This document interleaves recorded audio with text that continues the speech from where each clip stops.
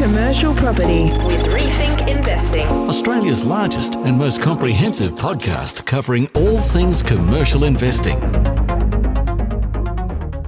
Hi everyone, how you going? It's Phil Tarrant here. You may know me, you may have heard my voice before as the host of the Smart Property Investment Show. And welcome to the Smart Property Investment Podcast Network. It's a pretty wide network these days. Obviously, I host my show a couple of days a week, chatting with property investors right across the nation. We also have a number of partner podcasts we do with a whole bunch of people from across the property ecosystem. I'm pretty excited today to unveil, to launch this new podcast. And it's something we haven't done before. It's a very new thing for us at Smart Property Investment. I've been wanting to do this for quite some time and trying to find the right partner that I could do it with. And I think I've found them. The jury will be out. We'll see how we go after about sort of 6 or 12 issues, whether or not we're doing this very well. But I'm pretty confident that we've teamed up with the right organisation to help us navigate what is commercial property. So welcome to the first instalment, the first episode of Inside Commercial Property with Rethink Investing. Joining me in the studio is my co-host, Scott O'Neill. He's the Director of Rethink Investing. Scott, how are you going? You well? Yeah, very good. Thanks, mate.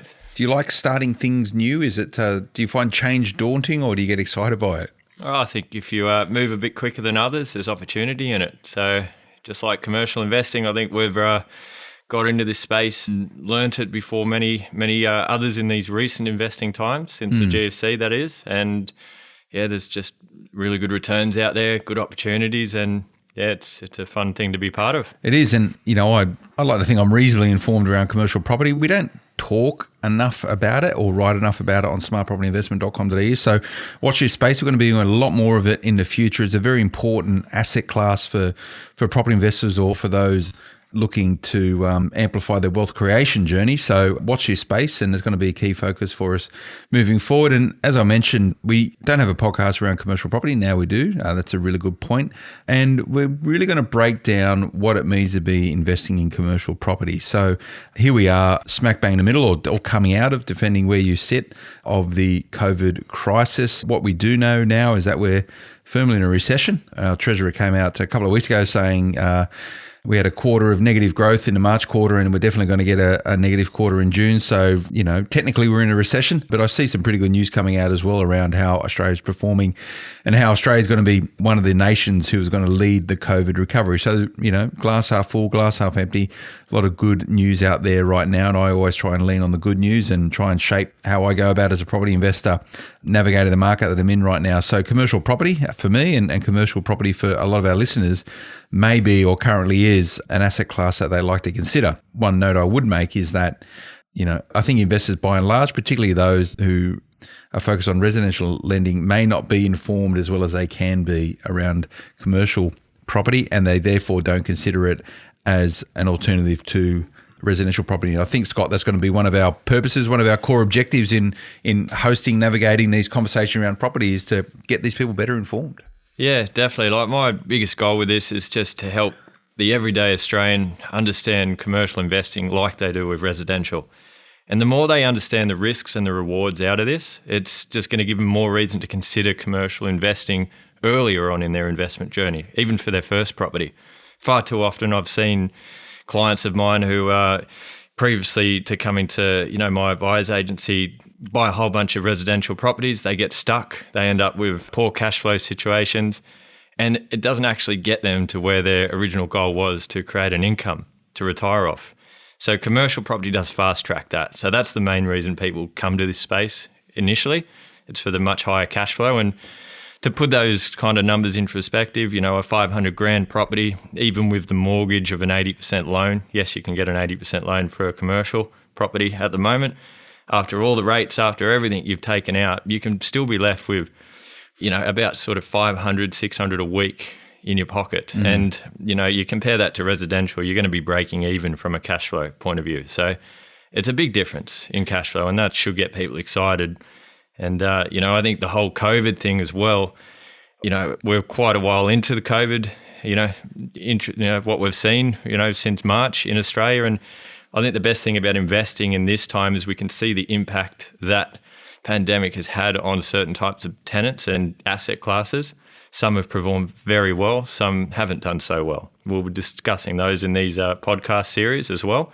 But like you said, there's opportunity and there's risks you've got to work around, so we can help the listeners understand those. So let's chat about that quickly. And maybe, I've got to put my hand up being part of the reason this being the case. Why do Australians, when they think about investing in property, mainly think first residential properties? Is it because that's what everyone talks about, including myself? And, and I'm trying to rebalance it now and hopefully support our community in being better educated around the benefits of commercial property. But what is it? People don't like standing around a barbecue flipping sausages talking about how great their industrial unit is out in Padstow or something, right? Yeah, and that's exactly it. It's not a topical conversation. Everyone knows someone that's bought an investment residential property. So they talk about it. It's mainstream. Like you go onto any, news.com article and there's always about 2 or 3 residential stories, within, a scrolling distance of the front page. And commercial, it's sort of out of sight, out of mind a lot of the time. And I guess that's one of the reasons the returns are so much better, because you're dealing with investors that are very particular with their numbers and they're not going to just jump into any deal with the hope it grows. And that's what you do with residential. It's all about buying, make sure you can meet the cash flow needs of the property, and then hopefully in 10, 20 years' time, it's worth a lot more. That model worked over the last 50 years. It's started to get harder and harder to get that quick growth in residential. We've seen it since 2017 across the country. The results in residential have been fairly underwhelming across the board. And it's, there's many reasons for that. There's, lack of wage growth. There's, the fact there's not as much confidence out there. We had an election, we've got the pandemic now. There's just a lot of kind of, weights holding it down. And I guess where I like commercial is you don't have to get that 5 to 10% growth to make it a good investment. It's a good investment, even like as long as the tenant's paying their rent, you're making a really good return on your equity. And then it will grow on top of that. So there's lots of myths we can talk about with commercial, like the one that doesn't grow as fast. That's just false. I don't know where that rule came from. That's probably one of those guys around the barbecue that, heard a story, about it not growing as much because a sales agent in the residential side told him that. But, find people that own commercial property and ask them how it's gone. Nearly every time, if they've held it for a long period, they've done extremely well. And they're just not as vocal about it because they are, like you said, people don't relate to it. Best kept secret, right? They want to keep it quiet. And when I look at residential property, there's a lot of bias, and I'm sure I've got it, and I'm probably aware that I do have bias when it comes to just investing in general, and that's what makes me the investor that I am, and that sort of shapes my decision making. But there's a lot of bias in investing, and there's a lot of bias towards residential property. Some of those myths, and we'll get into them. But I can't remember. There's a lot of emotion in residential property because for some people it is a home. Well, it's a home for someone. It's either they own the home or the bank owns a fair bit of it, or they rent their home from someone else. So there's a lot of emotion when it comes to residential property. There is literally tens, if not hundreds, of shows, whether they're podcasts or TV shows, about renovation. Look what I did with my lovely property. I turned it from an ugly duckling to something which is, really attractive, and look at my soft furnishings and my cushions and the paint to the walls and how much money I made on it. I don't think I've ever watched on TV a renovate my commercial property. No, it's more of an accountant's dream on spreadsheets. It's an accountant's dream. And that's the point, though, is that the best commercial investors I know, they've got the attitude towards investing in commercial as purely a business. And if you're investing in residential property, it should be a business. It is a business, but most people get stuck within this emotional connectivity with it. But if you're investing in commercial property, it is a business. You look at numbers on a spreadsheet. It doesn't matter what the thing looks like too much.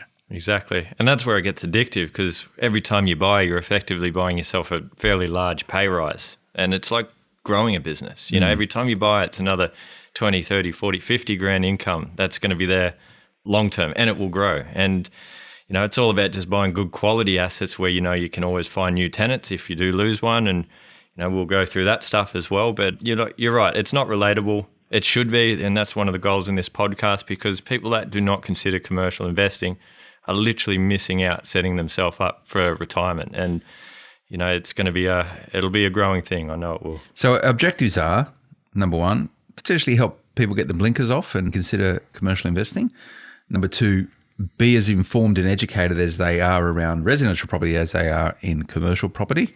And then number three, really understand the risk and rewards associated with commercial property, just like any good residential property investor knows. So pretty bold, ambitious plan we've got ahead of us. And we've got 12 issues coming online over the coming months. So I'm really excited about doing this. This is a foundational episode, Scott, where we're sort of just playing out how this thing's going to look. And what I like about doing podcasts, we can be quite fluid with them. So we can, along the way, maneuver our focus, how we go about talking about issues. We can be really heavy on this if you want.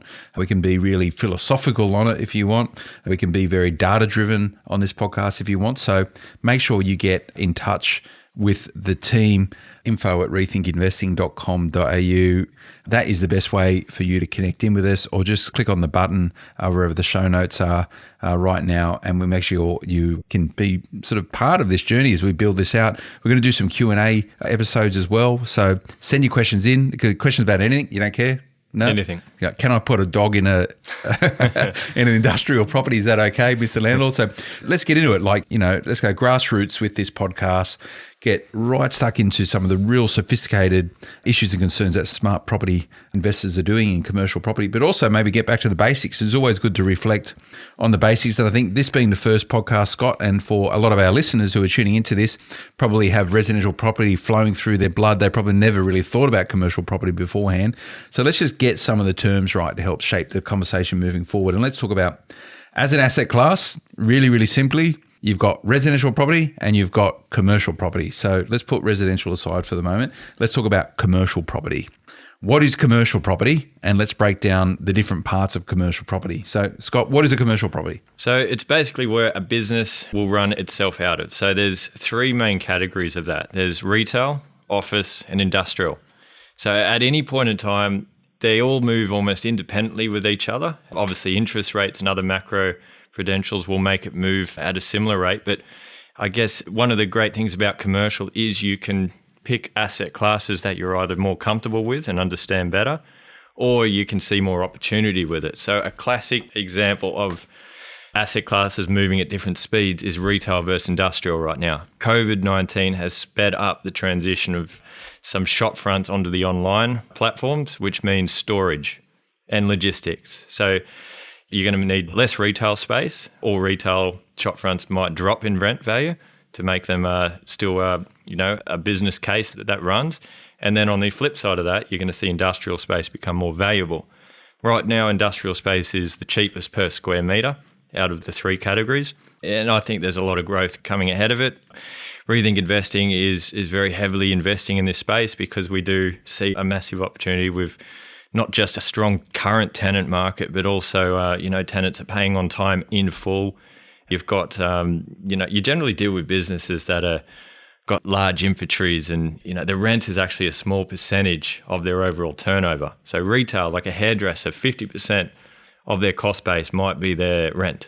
In an industrial property, it might only be 5 or 10%. So they're not as sensitive to rent increases if it's a good business. It's just like a supermarket. They've got huge turnover, but their rent is not a big cost for them as a proportion of other costs. So these are the types of businesses you can start, looking into. Doesn't mean you've got to buy, a Coles or Woolworths, but you want to buy properties that have tenants that they can afford the rent, and it just works. And this is another thing we look into from a due diligence point of view. But to go back to the three, you've got office space, you've got, I guess, the pros and cons of that. One of the good things is tenants can come quickly, but they can also leave quickly. And I like the fact that the tenants are clean. You're generally dealing with businesses that, I guess, they're easy to talk to, like your accountants, your lawyers, your marketing companies. If they've got an expensive fit out, they can stay for a very long time, and, there's no maintenance or anything like that you really have to deal with. There's obviously strata. There's hundreds of different types of tenants. That's another benefit. It's not single purpose type stuff. So I like office space, but there is going to be a changing of the guard, I think, where office space in the CBD areas might be in less demand in the wake of COVID, but not long term, maybe just for the medium term, because I think long term, people are going to, forget where we're at with the pandemic, and people are going to move back into the cities. People are creatures of habit. There might be a bit of a satellite city surge in, off the wake of this, as people don't want to travel on trains as long. No one really has that crystal ball, and this is where you need to understand business. And this is one of the barriers that a lot of residential investors have. I like understanding businesses. That's part of, what I do, and that's kind of led me into commercial as well. Like from a previous life as an engineer and I was managing aggregate mines and P&L statements and all that kind of stuff. And that made me think, the transition to commercial wasn't as bad or as hard as some other types of industries. But if you understand business and trends, and maybe you play on the stock market a lot, these are benefits. Because if you can see that side of the fence, it's going to help you understand trends. And investing in the right trend will actually save you from vacancies, or you'll pick a winner basically. Retail's having a bit of a tough time at the moment. The main reason is just the social distancing issues with the forced closures for gyms and cafes and things in the early days, and that's been tough. But surprisingly, because we've helped clients purchase over 1,800 properties over the years, and so we've got a really good cross section of the current rental market, and very, very pleased to say that most, I'd say I can only have a couple of handfuls of properties out of, nearly 2,000 that have been affected by a tenant actually having more than a 30% cut in rent. So there's been a few, say, oh, look, my revenue's down 30%. What we've done with COVID is you just do like a month-to-month agreement to give them a 30% discount. They've got to pay half of that back by law. The rules are probably going to keep changing that space, but tenants as a whole have been wanting to pay their rent because they value the location they're in. Remember, that's their business, that's their livelihood.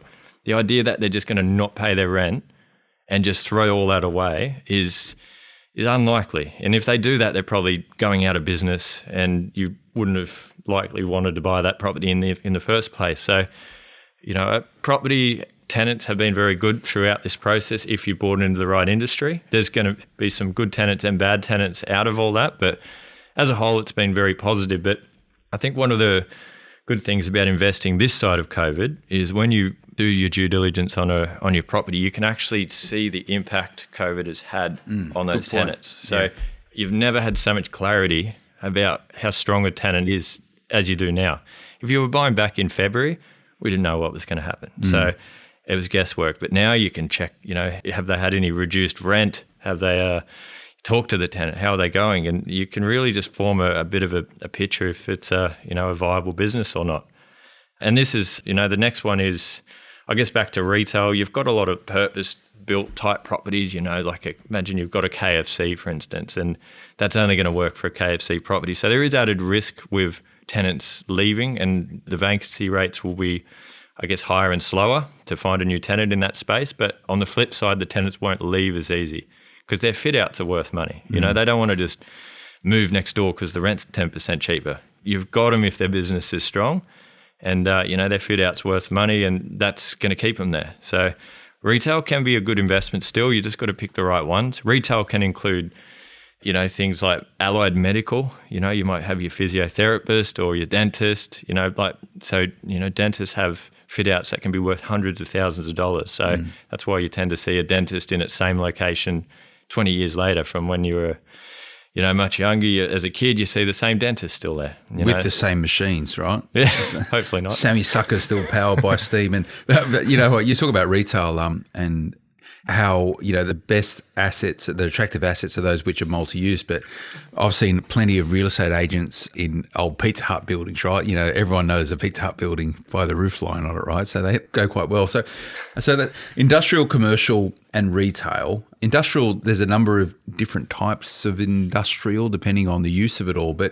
And we'll get stuck into that in more detail later on, and why you would be choosing maybe industrial investment versus a commercial investment versus a retail investment. But just while we're on our first podcast and being clear about we want to stay within our lane, you said commercial property definition is essentially where a business takes place, where some sort of commercial activity takes place.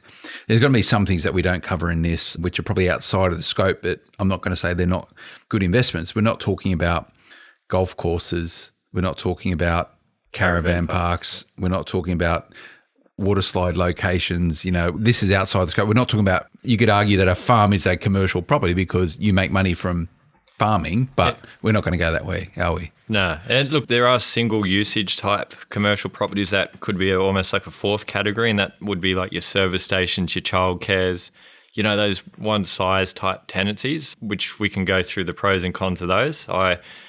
I don't really personally like buying those types of properties or for my clients, just because if you lose that type of tenant or another competitor gets built next to you, it can just permanently ruin that business. And that, I guess, relatability is the key for me as an investor, because I'm conservative. I want to know that even if the tenant looks great, I'm planning for the worst case scenario that they're going to go out of business next week, which they won't. But if they did, how quickly could you find a new tenant? And that's where you get those multi-purpose, maybe even a multi-income type property.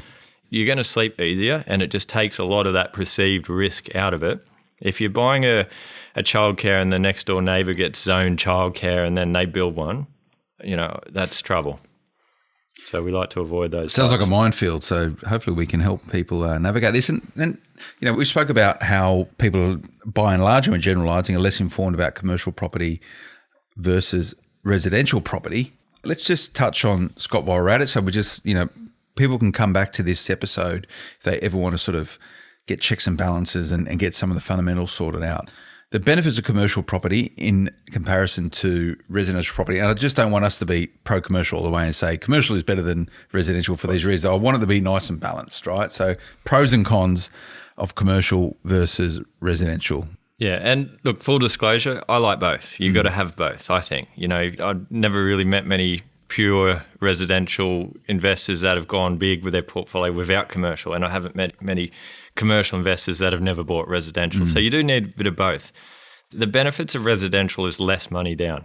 And I think if you get residential wrong, there's just a bit more of a safety net because you've got the owner-occupier market, which is actually very strong in commercial too. So it's not one way there. But you can do 10% deposits with residential, as you know. It's people can be quite familiar with their local suburb, and even if you've got no investor mindset, you can actually still do okay with residential if you just understand the common sense of living in a house and why people want to live in a location.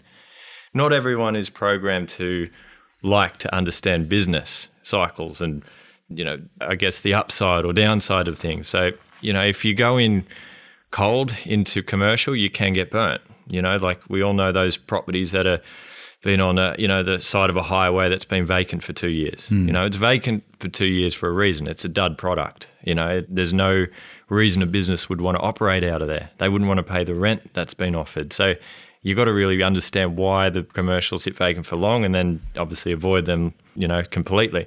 But residential, it does have bigger safety nets. You can put less money down. Cash barrier to entries is probably the other biggest thing holding people back from commercial. Generally needs at least 25-30% deposits. There are some bank products out there where you can put 20% down cash and loan the rest, but that's already double the price. And the price of commercial can, it could be anything really. It could be a $300 million asset to a $300,000 little man cave. There's all sorts of ranges. So if you don't know where to look to find the cheaper stuff, that could make you think, oh, look, I need to be a millionaire to buy commercial. So it's just the lack of, I guess, understanding, and that is a danger with commercial, which is what we'll try address in this. But residential tenants, they come quicker as well and can leave faster as well. But yeah, like I said, there's a lot more. There's a lot more information out there that people can relate to it easy, and that creates a bit of a safety net and lower the barrier to entry is the big thing. And there's just more to choose from as well. There's a lot more residential stock out there worth buying than commercial. Like commercial is it's quite a niche market. And, yes, you can go onto realcommercial.com and find lots of properties for sale, but most of them you wouldn't want to buy. A lot of them are vacant, marketing for owner-occupiers. So as an investor, that rules out all those as well. So I think one of the episodes we'll do, Scott, will actually take our listeners down a journey on how to assess a commercial asset, starting at realcommercial.com.au and then what you look at and how you look at it.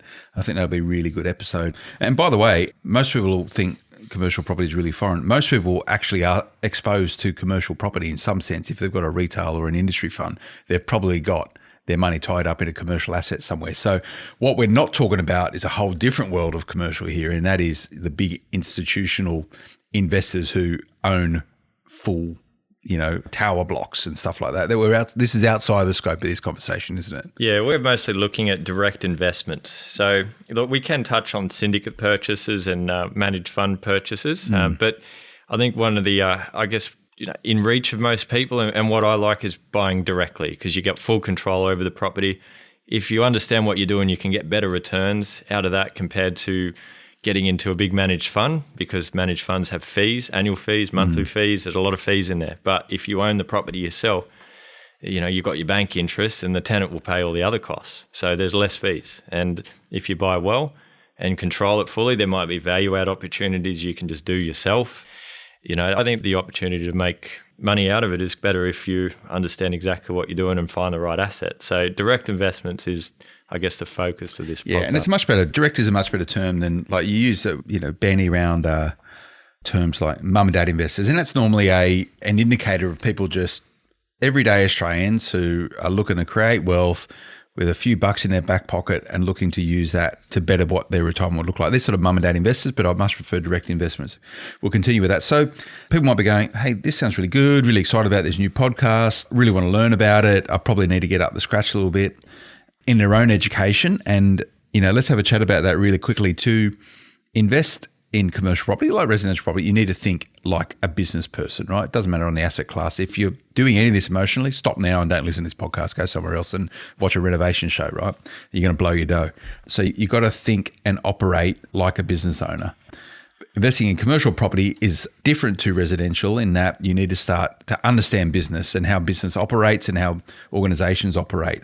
So you need to actually start understanding and thinking about some key themes, some key building blocks or foundational building blocks to get this right. You need to actually understand what a P&L is. That's profit and loss. You need to understand what a balance sheet is. You need to understand what cash flow is. If they're three terms that you've never heard about, you don't know anything about, stop now, go and get educated and come back to this podcast, because that is basic building block stuff. You don't even know what that stuff is, you shouldn't be touching commercial property.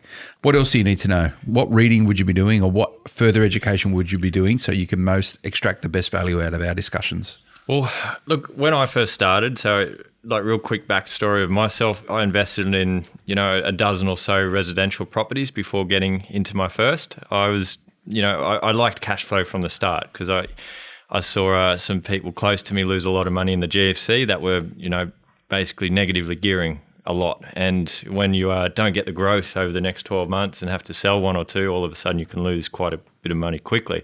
So I was always programmed to make sure I got high cash flow. House and granny flats were the starting point, then small unit blocks in regional areas were the next. But the yields were getting harder to find in residential. So commercial was the next step. I basically went for about 18 months of just nonstop reading on the internet. There's not much stuff out there. I never read a book on the topic. It was really just talking to a lot of commercial agents, just trying to get understanding why they value the rent, why they did. You got to, so square meter rates, you've got to find and comparable square meter rates. So if you've got a really nice corner office, which has got like a Ray White type business in there, like a real estate agency, that might be slightly more valuable than the one around the corner with no foot traffic, because it doesn't have the window frontage. So you've got to start be able to value the square meter rates for those types of things.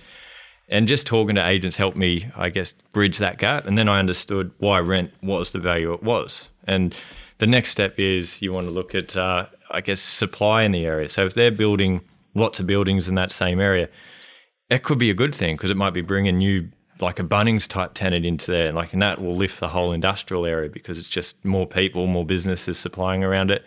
So you've got to sort of look at DAs, and I guess the same stuff you look at with residential. Why are you investing in an area? Because there's growth. So we want to see those same fundamentals with commercial. So the other side is you want to look at the tenant and understand why they're in that location. Have they missed any payments? So a big thing I look at is trying to get an understanding what their last 12 months of payment history looks like. Try get proof of it, whether it's a bank statement that's been itemized for that, their rental income, and they've, covered all their personal details, but you can see that the exact amount of rent's been deposited in the first or second of every month. And if they've done that throughout this period with COVID plus the 12 months prior, that's a really good indication you're going to get to the decimal point that exact rent for that year, which, that will just get rid of a lot of the, lack of confidence you may have. If you see that tenants paying and they've got, 3 or 4 years left on a lease, that's a big tick. Incentives, this is a thing you need to look at. When you've got a lease, sometimes there is an incentive in the lease. And that might be 3 months free rent to get them in the first place to help with their fit out costs. Incentives aren't bad things. But you want to know if the incentive is excessive, why did they might have just done whatever they could to get the tenant in there. You know, loaded rents is something I've seen when an owner is selling back. Let's say they're trying to free capital up for their business. They're going to just take a lease on it for 5 years, bump up the rent, sell it. When they bump the rent up, they're bumping the price up. So you need to really understand those square metre rates. And that's probably the biggest thing from a novice point of view. If you are really comfortable with the square metre rates, the chances you'll overpay are a lot less. And then you can actually find under market properties like that as well. So we often find properties that are 10 to 15% below the market rent because they've just had a long-term tenant that hasn't kept up with the market rate. That's an opportunity for a value add or a bit of instant equity, because as soon as you get them up to the market rate, and you take your time doing that, you don't just buy it and knock the lease off and get the rent up. It might be when the lease expires, you can basically get them up to the fair rent, and a valuer will appreciate that and give you a better valuation because of it. So valuations are generated off the fair market rent, the cap rate. So that's another thing. You've got to work out what the local capitalisation rate is. So in Sydney, most commercials might be 4 or 5%. Melbourne's 3 to 5%. Brisbane, 6 to 7%, 8% maybe if you're lucky. Adelaide, 6 to 8%. Perth, 6 to 7%. These are just rough numbers. There's exceptions to these, of course, but every area and every asset class has its own cap rate. So medical properties have lower cap rates because people will pay more for the same rent. So if you're collecting $60,000 rent for a news agency, someone might pay $700,000 for $60,000 rent. But if that's a dentist on a 10-year lease, you might pay $1 million for that $60,000 rent. So that's your cap rates. And then outside that, you just got to understand fit out costs, you know, who owns it, what you can depreciate on, age of building. And then all the rest is just similar to residential, you know, the supply, demand. You know, every asset's different. And that's probably what turns a lot of people off. You really got to enjoy digging through it. But when you do, you will get better returns out of it. It's extra work and it's harder to find those deals. Like, you know, it is much like 70% of the properties we buy for clients are off market. And that's even getting higher this year. We're probably closer to 80%. So there's a bit more legwork you're going to have to do with agents in terms of, you know, finding out a local agent, say semi-off market properties or whatever it is. Just get a relationship, just like when you buy a house to live in. You're going to get to know the agents in your area. It's a similar setup, but it is worth the effort. If you do, you know, it's not like you're going to be buying a commercial property every few weeks. It's when you do it properly. And you will do well out of it. And that's it. You know, you've got to want to invest in commercial and immerse yourself in commercial to be an effective commercial investor. And, you know, we've just chatted through a number of different sort of components of it. And Scott sort of run past them. I think what'll be really good, Scott, is that we get a bit of a glossary together for people and we'll put it up on I don't know if you've got one on Rethink Investing website. No, good idea, though. It's a good idea. Let's get that done, or on smartpropertyinvestment.com.au. We'll do the same, get that glossary up there. But you've got to be across all these terms. And my recommendation is if you're foreign to it all, if you never looked at it, if you didn't do year 10 economics or year 12 economics and you don't know, you know, the top from tail from a P&L, a balance sheet or cash flow or any of this sort of stuff, go and start educating yourself on it. And my recommendations in that regards is just go and download any annual report from any of these ASX listed businesses, big organizations, right? But, you know, by and large, the numbers will be a lot larger, but the way they're structured is pretty consistent with good accounting practices. So start working out how P&Ls work, balance sheets work, assets, liabilities, and you get yourself across business. It's so absolutely critical. Then what I would also do, I've negotiated personally a lot of commercial leases, so I'm very familiar with all the different nuances. A commercial lease is an absolute nightmare. You know, there are so many different components of it which can shape, you know, as a tenant, I'm talking about your capacity as a tenant, but also for the actual owner, the landlord, how they can value their asset. There's a whole bunch of different reasons why they will frame or shape things a particular way to change the asset value of something and therefore their ability to borrow. So much like residential lending, you also got rental guarantees in commercial. So you got to be right across all of this stuff as well. You know, where does it start or stop? You know, we're going to get into this over the next sort of 12 months as we navigate commercial lending. And you've probably got a whole bunch of questions already, so make sure you get in touch with us. But, you know, we don't want to be biased on residential property. We don't want to be biased on commercial property. We want to educate, and that's absolutely critical. And you touched on this really quickly, Scott. How big an impact has COVID been? And you said no one's got a crystal ball really, so we don't know what's going to happen. But Do you have greater concerns? I guess the base question is, and what most punters are probably thinking about, do you have any base concerns about commercial real estate moving into the future post-COVID than what you did prior to it? Look, I've actually been quite surprised how, I guess, good things have been, considering I was expecting a lot worse. There's some markets which are performing worse than others, like the CBD office space, but your Sydney and Melbourne ones are probably going to be the hardest hit because they rely on a lot of overseas immigration coming over, and that number is going to be much lower over the next few years. And then obviously the fear of public transport is going to keep more people away from CBD. Is that the office. new FOMO? Is it fear of... Yeah, anyway, fear of public transport. Oh, Anyway, by the way, I've had fear of public transport about the last 10 years. You got your car spot here, don't you? I've got a car spot here. And I can say that because I spent all of my early life on a train on the... I hope your staff have parking. You got to sort that out, I think. Some people have parking. Public transport's great. I think it's a really important part when identifying a good commercial asset because you need to get to it. But anyway. Definitely. And look, on the COVID thing as well, like you remember commercial leases are 2, 3, 5, 10-year leases, so much longer term. The lease is still valid.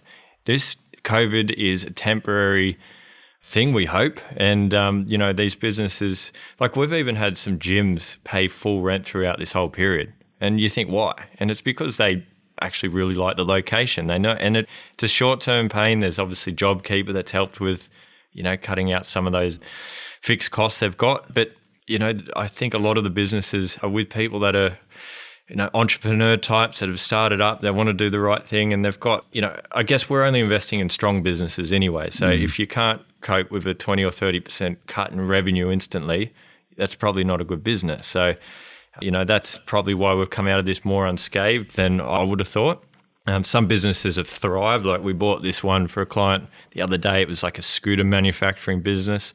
They did more business in the last 2 months than they did in the previous 6 months. And I think it was more like the previous 8 months. Are we talking like Lime scooters? Are we talking like a Vespa scooter, or you push it? Oh, the little like a proper kid scooter type, scooter. Like a adult's version of a kid scooter. Yeah, and I've heard a lot of like bike manufacturers, and I know that's a silly little example, but there's a lot of businesses that have done really well out of this, and I guess you just got to maneuver around the ones that are not doing well and buy the good ones. And all this stuff, it does sound quite hard, like you're mentioning about like lease negotiations and things like that, but you can outsource all of this. It's a lot of tenant representatives to do that sort of stuff, and you can engage them to negotiate, If you have a really good rental manager in your back pocket, then you're basically protected as well. And they're like another person that will help do all things on property. Like there's obviously your accountant can help with things about sort of setting up structure-wise. So this is the A team, right? And it's going to be, one of our episodes is going to be about, like we talk about in residential investing, you need a good buyer's agent, good mortgage broker, a good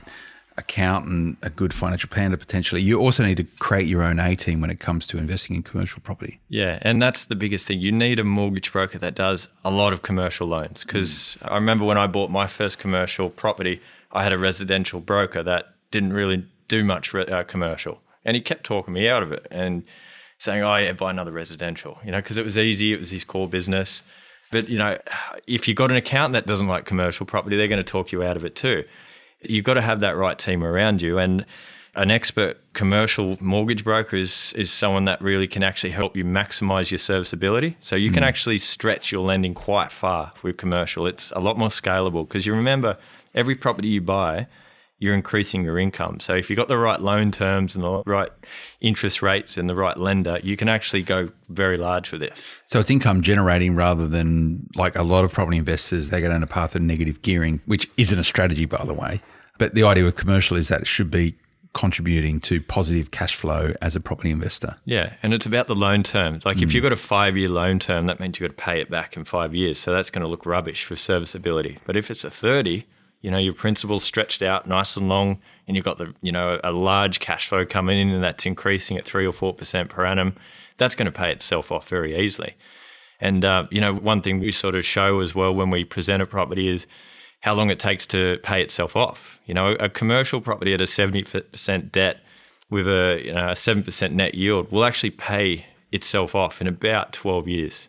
So that's you contributing nothing. You're just putting it back into the loan. You're probably not going to do that. You'll spend it or buy another property. But what residential property pays itself off. And that's one of the huge differences. And with super, you've got a self-managed super fund. If you've got over 200 grand in there, that's a free commercial property. That's how I look at it, because you can get a loan, buy it. By the time you're retired, it's paid itself off. And then whatever it's renting for at that time, that's your new income. And, there's quick results when you get it right. And, many strategies we can look at. Yeah, and I think we will do. And again, we're just going over a whole bunch of pretty complicated components of investing in commercial property. So we'll get stuck into all these different bits and bobs over the coming sort of period of time. But 40 minutes we've been at that. That's flown by, Haven't even commercial scratched the property surface. Cool. Hope everyone's enjoying Inside Commercial Property with Rethink Investing.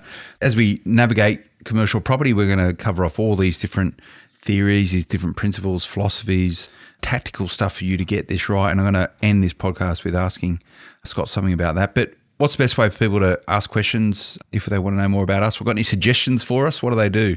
Probably reach out just to info@rethinkinvesting.com.au. You can go through to the website rethinkinvesting.com.au and there'll be bars you can fill out, and we'll get back to you with questions. But yeah, we're happy to answer any specific questions on certain types of assets, because there's hundreds of different types of them. We can talk about, different types of owner-occupier spaces in commercial. But, what we do is we just help people do due diligence on commercial properties. And, I think that's the biggest thing. We don't want anyone just to rush into this space. I took 18 months to purchase my first property and put a huge amount of time into it. This is not just a call to action to go out and buy a commercial property. There are ways to fast track that, such as using a buyer's agent, where you can basically do the research through an expert like that. But yeah, look, it's a space that I think we can help you go along the journey with. So I guess a big part of this podcast is education, getting people to think differently about commercial property, being more informed about it. And thanks for coming and sharing your knowledge. And one of the best things about property I see is that, a lot of people that work within it are just happy to share their knowledge, but you also, people actually want to use you guys to help them find something. You can do that as well. Yeah. And look, that's our biggest thing, is the amount of off-market stock. So we've got, hundreds of agents out there that work with us regularly. So they send us a lot of the very best stock prior to it going online. And that's why I mentioned sort of 70 to 80% of our stuff doesn't hit the market. And, if you're just looking to not spend the next, year of your life learning about something, there is a fast track way. But the key for all our clients is we want you to learn about the asset. There's no point just going, I want a property, and not understanding it. Like, the more you know, the more you'll appreciate it. And you can actually see the return on your equity as being so much better when you do get it right. So, we want people to actually understand what even that means, return on equity, because this is about making money for a client through cash flow and growth. And there's ways to understand that better than others. That's good. So let's finish with this. A bit of a hypothetical. And by the way, and I really don't really like disclaimers, but there is one that's played after this podcast, which is the official one, but it's just a couple of guys talking about commercial property. We're not giving any advice per se. We're just talking about ideas and some examples around it, but you need to make sure you make informed decisions. And my recommendation is you go and speak to the experts and speak to your trusted advisors to make sure you do that appropriately. So sorry about the disclaimer, but that's the way it is. We're just having a chat about property. But to that end, I got a 300 grand. I'm happy to borrow 70%. So I got $1 million to play with. Mm-hmm. I want to invest in commercial. What do I do right now? Well, there's two options. You'd either split that 150, buy two more affordable commercial assets, maybe 450, 500 grand worth. Benefits of doing that is you've got two different tenants. The negatives are there's two smaller tenants, which have a little bit more risk than, say, your $1 million tenant would. You would want a minimum, 6-7% net yield. So that rules out, for me, Sydney and Melbourne at this stage, because I like buying very good cash flow. That's the reason most people go into commercial in the first place. So there's every other capital city works with those numbers. So, you let the deal dictate what you do. So it's not about, I'm going to only invest in industrial. You might find it's just whatever comes through the door, and you can then research the tenant, and you might find that business owner is incredible at what they do and they've spent $500,000 on a fit out. All of a sudden that you might go retail. But, I like the idea of going into the $1 million property because you get one good quality tenant, which might have a longer lease. You might have a slightly higher yield. The more you spend, generally the less competition you have. So that's a question I get asked a lot. And you think, under 500 grand, there's a lot of competition. 500 to $1 million, there's still a lot. Once you start getting to, the 1 to 2 million, it starts to get a bit tighter because people are slower at making decisions because it's their one big purchase. Over 2 million, there's some breathing room. The institutional buyers really start coming in over 5 mil. So, there's just different types of assets in that space. But, I think the returns you can get even at a 500 grand deal are very good in this current market. So it is not just for the rich. You just got to make sure you don't take unnecessary risk when you go cheap. So like residential property, the sort of assets you're looking at is going to be dictated by your ability to fund it. And, playing in that sort of sub 5 million and above 2 million, there's probably a lot of less plays in that space than the sub 500. And just for our listeners who are going, oh, okay, this is all really interesting. Like, I know what 500 grand is in a residential property immediately, right? Like, because I'm so familiar and stuff with it, but people might not get the same for commercial.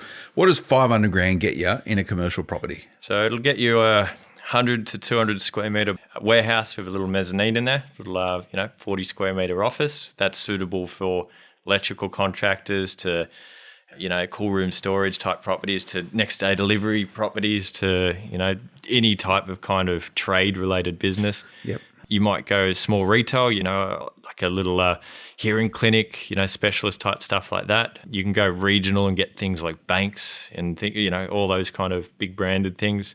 Yeah, banks for 500 grand regionally, can you? Yeah. I don't personally invest in banks, but single use, I guess. But single use, and they're sort of reducing footprints in many areas. So got to be a bit careful with that. Leases are getting shorter in that space, but. Yeah, there is some very good deals. In terms of office space, there's a lot of 500 grand offices out there. But do you buy them? I probably would steer more towards your suburb type offices where you got your satellite areas and that sort of stuff there. Longer term tenants, they're there because their home's there. It's a little bit longer term. So yeah, there's a million different types of tenants you can get for that. There we go. So a little bit less than an hour, but we cover the whole gamut of commercial property as a foundational episode. So I really look forward to this, Scott. I think we're going to have a lot of fun with this. And remember, get in touch, info@rethinkinvesting.com.au, rethinkinvesting.com.au. It's where you can go out and you can check out what Scott does and what his business is all about. But to my point earlier, it's good we've got this going. I've been getting feedback for many years about, Phil, can you start doing more commercial stuff? So I'm happy that we're on that way now and we made this commitment. We're investing in building this podcast so you're more informed and hopefully you can widen your perspective towards the type of assets available to you and how you may be able to amplify your ability to diversify outside of residential property into commercial property. So this will be a big theme, and we'll even get some people on to have a chat with us about how they've done that. We can do that, can't we? Of course. Yeah. Bring some clients, some all different stages of their journey, for sure. Yeah. We like telling stories, and I know that's Investor Stories is where it is at. Thanks for joining us, everyone. That is the first episode of Inside Commercial Property with Rethink Investing. Hope you enjoy it. Remember to reach out, let us know what's going on, and we'll be back again next time. Until then, bye-bye.